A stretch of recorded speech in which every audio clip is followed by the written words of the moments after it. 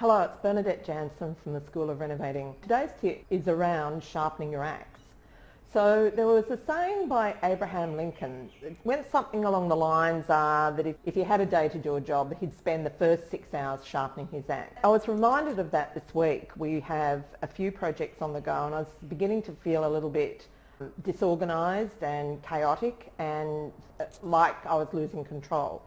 And so what I did was sat down for an hour one evening and really just went over where I was at with each of them, made a list of all the things that were still outstanding, really got my thoughts organised more than anything.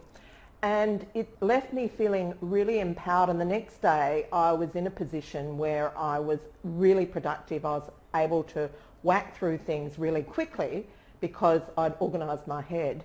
And I liken that to sharpening the axe. Now it seems really obvious, but it's a really important thing to do. Sometimes you can get so busy and so bogged down in a project that you forget to stop, take some breaths and sharpen your axe.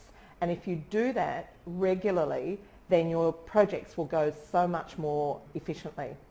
I hope that's helpful.